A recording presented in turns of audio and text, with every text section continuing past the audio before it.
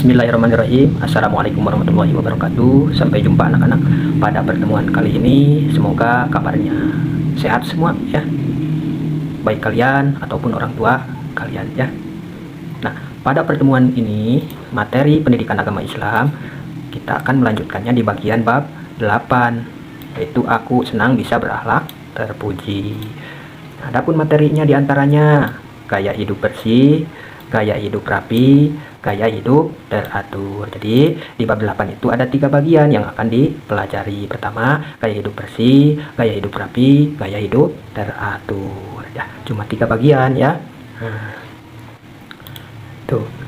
Namun sebelum belajar biasakan kita berdoa dulu ya, supaya diberikan kelancaran, kesehatan, lahir juga batin untuk kita, orang tua kita, saudara kita, guru-guru kita ya. Semuanya penting kita doakan ya, semoga sehat yang masih ada di dunia ini, diberkahkan rezekinya, yang sudah tiada semuanya doakan semoga mendapatkan pahala ya, ditempatkan di tempat yang layak di hadapan Allah.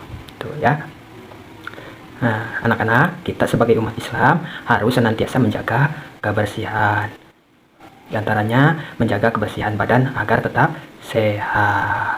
Namun, kalau diketahui apa itu hidup bersih, nah, pasti kalian juga akan tahu ya apa itu hidup bersih.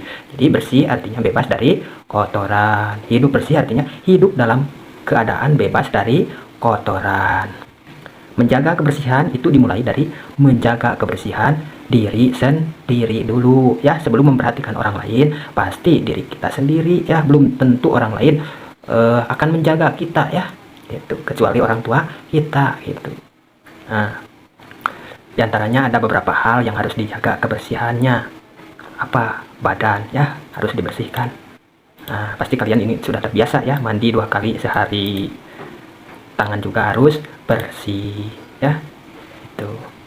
Lalu gosok gigi secara teratur. Nah, caranya pastilah kalian ini juga sudah bagus lah pastinya, setiap hari menggosok gigi.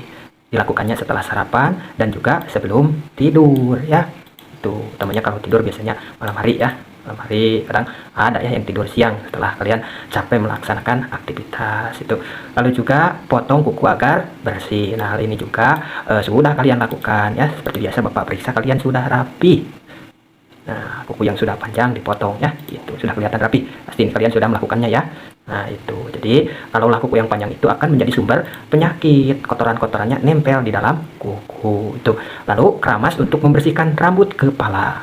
Cuci rambut kepala ya, setidaknya 2 kali seminggu. Nah, itu kalau keramas setidaknya. Barangkali kalian lebih sering daripada contoh ini ya.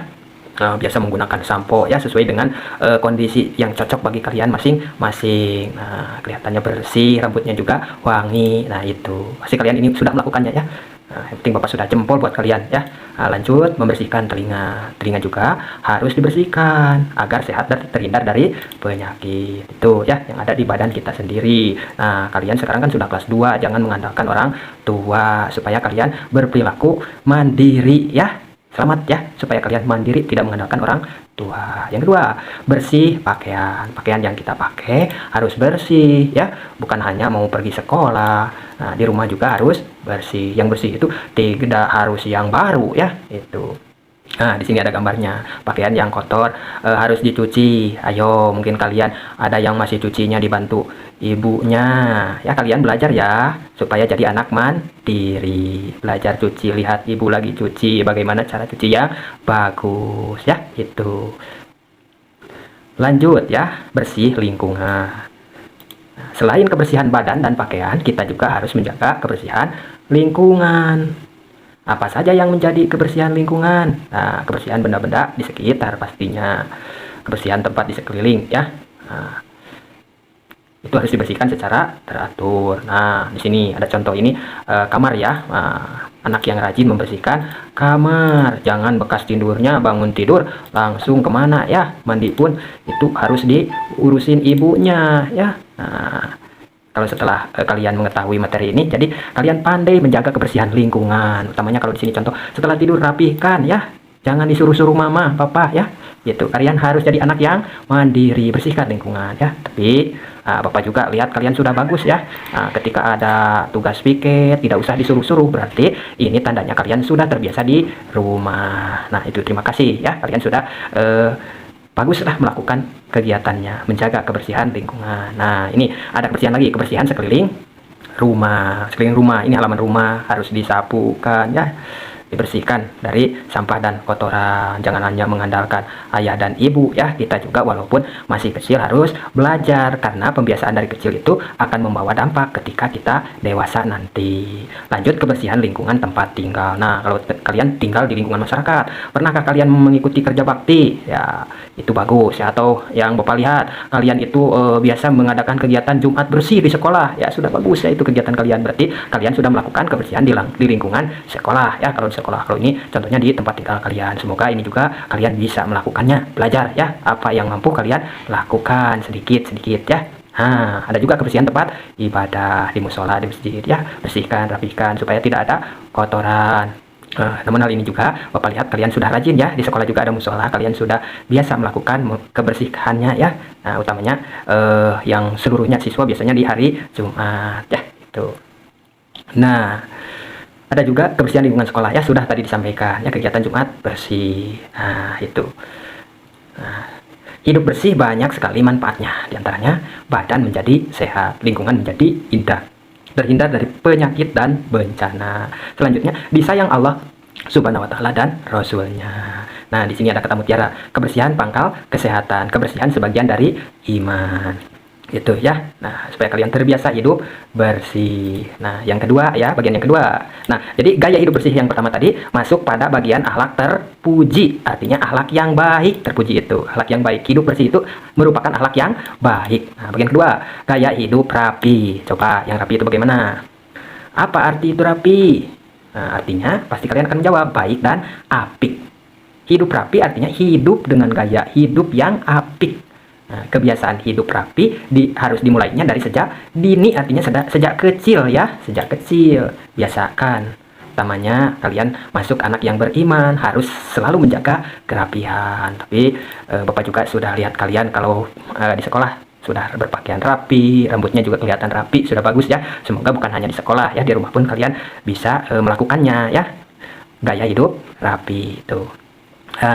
Baju yang kalian pakaian disetrika supaya rapi. Apakah kalian sudah bisa melakukannya? Kalau kalian masih takut sama listrik ya, tersengat, jangan dulu ya. Nah lihat dulu ibu, nanti kalau kalian sudah dewasa bisa melakukannya. Kalau dengan bimbingan orang tua ya boleh belajar ya. Ini kadang berbahaya ya, panas listrik. Nah ini harus hati-hati, jadi harus disetrika supaya rapi, supaya kuman-kumannya mati. Nah ini.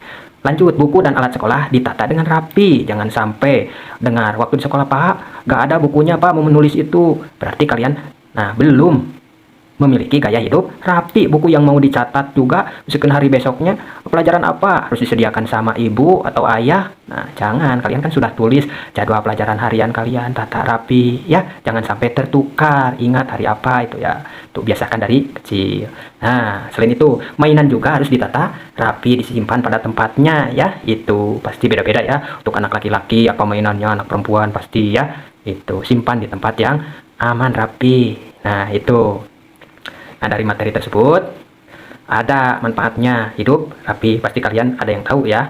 Nah, barang yang tersimpan rapi akan mudah dicari ya. Misalnya kalian simpan buku pelajaran setelah pulang sekolah, disimpan di mana saja, akhirnya ketika mau digunakan tidak ada ya.